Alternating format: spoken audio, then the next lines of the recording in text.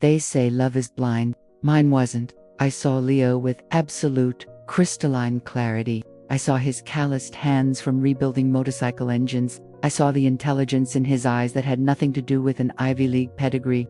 I saw the quiet, unshakable integrity in him that was as solid as oak. My family, the Cartwrights of the Boston Cartwrights, saw something else entirely. They saw grease under his nails. They saw a state college degree. They saw a future of struggle and embarrassment. What they refused to see was me, not as an asset or a reflection of their own status, but as a person capable of choosing my own life. The dinner, when I told them, was a masterpiece of cold porcelain perfection. My mother didn't drop her fork. She simply set it down, the silver barely making a sound on the way to a mechanic. She said, the word hanging in the air like a bad smell. My father, from the head of the table, didn't look up from his beef Wellington. We will not bankroll a lifestyle choice. A Mia lifestyle choice? As if loving Leo was akin to taking up skydiving, a reckless hobby. My brother, Andrew, just smirked. Good luck with that. That was it. The verdict that was cut off from the family accounts, from the trust, from the world they had built as a gilded cage. They expected me to crawl back, to come to my senses when the first student loan bill hit, or when I couldn't afford a coat that winter. What they didn't expect was Leah, and they certainly didn't expect us. We got married at the courthouse. My witness was my college roommate. Leo's was his former boss from the garage. I wore a simple dress I bought myself. It was the most honest day of my life. We moved into a cramped apartment that smelled of old coffee and possibility. I took a job as a paralegal, the Cartwright name now a liability instead of a key. Leo worked days at the garage and nights in our tiny living room, which had become a workshop for his real passion, sustainable battery technology. He wasn't just fixing engines, he was reimagining them. While my family's money was tied up in luxury real estate and hedge funds, we were living on instant noodles and a vision. The updates about my family came in brittle, indirect ways. A society page clipping my old nanny would mail me, showing Andrew at a charity ball. A whispered rumor from a former friend that my parents had told everyone I was traveling abroad for my mental health. They erased me, and in doing so, they freed me. I stopped being Amelia Cartwright, the disappointing daughter. I became Amelia, Leo's wife, his partner, the one who believed in him when his own family thought he was crazy and mine thought he was trash. 5 years, how long the radio silence lasted. 5 years of watching Leo's startup, Bolt Core, grow from schematics on our kitchen table to a lab, then to a small factory. 5 years of my own slow, steady climb in a small law firm, building a reputation on grit, not genealogy. We weren't rich, not by Cartwright standards, but we were solvent, we were happy, and we were about to change everything. The call came on a Tuesday. It was my mother. Her voice was strained, the practiced warmth as thin as tissue paper. Amelia, darling, we need to talk. Not an invitation, a summons. I knew why. Cartwright Holdings was in trouble. The luxury market had softened. Some of my father's more aggressive investments had backfired. The rumors were everywhere in the business circles I now quietly moved in. The family empire had a crack in its foundation. They weren't drowning, but they were taking on water, and they needed a lifeboat. I met them at the same club where they'd once revoked my membership. The air still smelled of old money and older whiskey. My father looked tired. My mother looked brittle. Andrew looked entitled, as always. We're prepared to be generous. My father began, bypassing any greeting. No, how are you? No mention of my husband. A position at the firm. A modest stake. It's time to put this estrangement behind us. You are Cartwright. I sipped my water. I'm Amelia Vance. Leo's name, my name. Andrew scoffed. Come on, Amelia. We all know how hard it's been for you. Living in, what, Dorchester? Let us help you. Help me, I asked, my voice mild. What makes you think I need help? My mother leaned forward, her perfume suddenly overwhelming. Don't be proud, darling. We know about Volcor. That little project. It's admirable, really, but it's not stable. Not like Cartwright Holdings. We can offer security. All we ask is that you come back to the family. And of course, she added, as if mentioning the weather, that you persuade your husband to relinquish any claim to the Vance patents. We have investors who are very interested, but they want clear ownership. There it was, the real play. They weren't offering me a lifeboat. They wanted to steal ours. They'd researched Leo. They saw the potential of VaultCore, the technology that was about to revolutionize a dozen industries, and they wanted it. They thought I was still the scared girl they could bully, and that Leo was just a lucky mechanic they could buy out or intimidate. I set my glass down. The quiet click sounded very loud. You misunderstand? I said, looking at each of them. In turn, I'm not here for a job, and Leo isn't selling. My father's patience snapped. Then what are you here for? To gloat, to show us how far you've fallen. I allowed myself a small, serene smile. It was a smile I had learned from Leo. The smile of someone who knows something you don't. I'm here to deliver some news. You see, VaultCore is in acquisition mode. We're looking to expand our manufacturing capacity, and we've identified a prime piece of industrial real estate. I paused, letting the dread begin to dawn in my father's eyes. The old Cartwright manufacturing plant, the flagship. Andrew barked a laugh. That plant is the heart of our holdings. You couldn't afford the land it's built on. Right? I said, nodding. We're not interested in the land. I leaned forward, finally delivering the line I had carried in my heart for 5 long years. We're buying the company. The whole thing. Cartwright Holdings. The board voted to accept our offer this morning. The silence was absolute. My mother's hand fluttered to her throat. My father stared, uncomprehending. Andrew just looked stupid. Your offer, my father finally whispered. VaultCore's offer, I clarified. Or rather, the offer from Vance Industries, our new parent company. I let that sink in.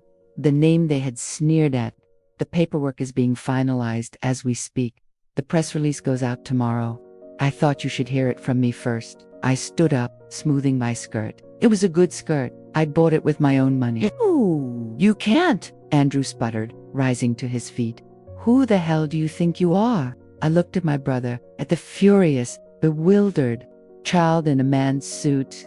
I'm the majority shareholder, I said, my voice quiet and final. The one who married beneath her, and my husband's startup. It just bought your world. I turned and walked out of the club, leaving the ruins of my family's arrogance behind me. The revenge wasn't in the buying. It was in their faces. When they realized the Benici had despised was now so far above them, they couldn't even see it anymore. Walking out of that club felt like shedding a skin I'd been wearing for a lifetime. The air outside, even with the city smog, tasted like freedom. I didn't look back. I knew what I'd left behind. 3 people sitting in the wreckage of their own assumptions. The drive to the VaultCore headquarters was a blur of electric adrenaline. I wasn't going to my husband's startup. I was going to our company, our empire. Leo was in the new lab, the one in the shiny industrial park we'd moved into 6 months prior. He wasn't in a suit. He was in his standard uniform, dark jeans and a VaultCore t-shirt, his hands deep in the wiring of a prototype battery array. He looked up as I entered, his face immediately reading mine. He saw the aftermath of the blast. "Ooh," he asked, wiping his hands on a rag. No preamble, no anxiety, just a simple question to his partner. They took the news about as well as you'd expect, I said, a real smile finally breaking through. My father asked who the hell I thought I was. Leo's grin was slow, wide, and full of a fierce pride that warmed me from the inside out. And I told him I was the majority shareholder of the company that now owns his. I walked over and kissed him, tasting the familiar scent of solder and coffee on his lips. It's done, Leo. We did it. He pulled back, his eyes serious for a moment. You did it, Leo. You found the cracks. You structured the deal. I just built the battery they couldn't live without. He was wrong, of course. It was our symphony. His genius was the melody.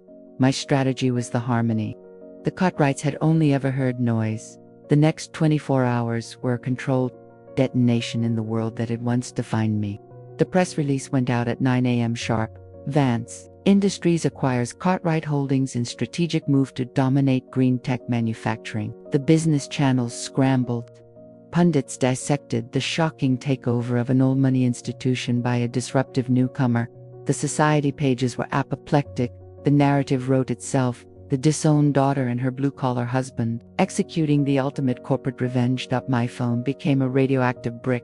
Dozens of calls from numbers I hadn't seen in years. Former friends, distant relatives, business associates, all suddenly remembering my existence. Their voices oozing a syrupy, newfound respect. I sent every single one to voicemail. Only call I took was from my father's lawyer, a man named Forsyth who had once threatened me with disinheritance. His tone was now one of stunned, procedural deference. Ms. Vance's transition team from Vance Industries is here. They're quite efficient.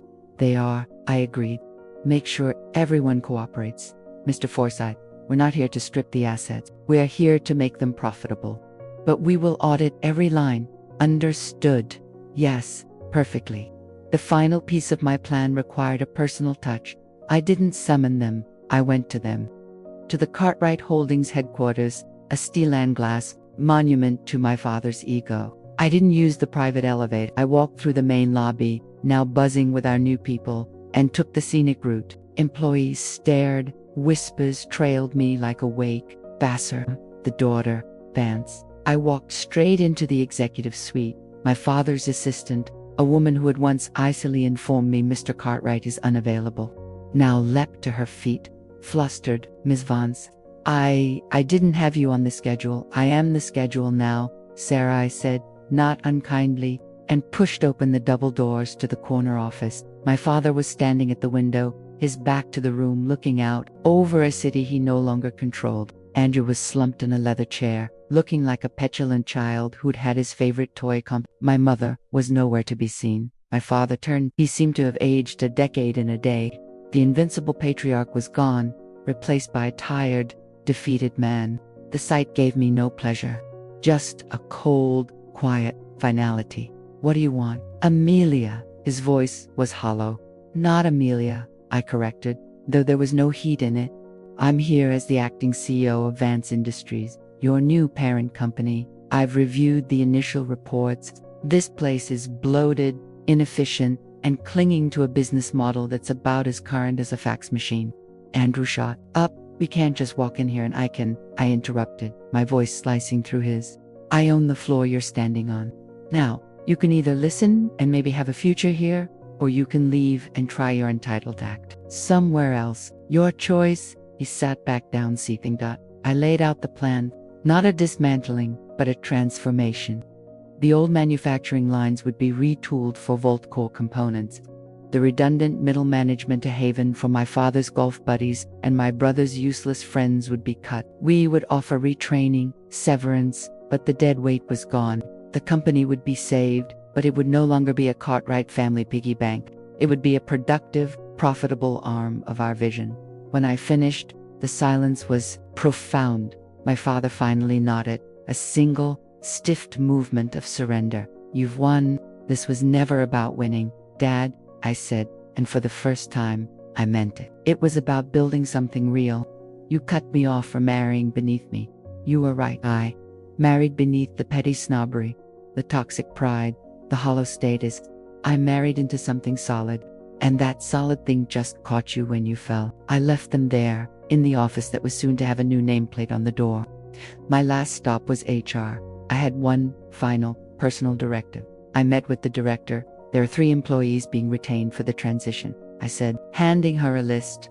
My father's name was on it, in a reduced, advisory capacity.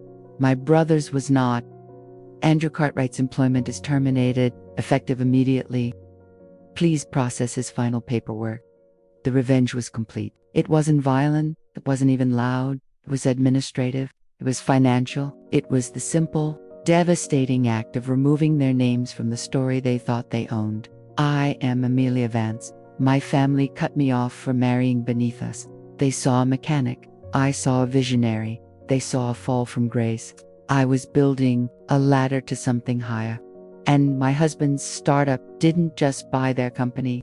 It bought my freedom, and it gave them a front row seat to watch everything they valued become mine to reshape. The best revenge isn't hatred. It's success, and ours was just getting started.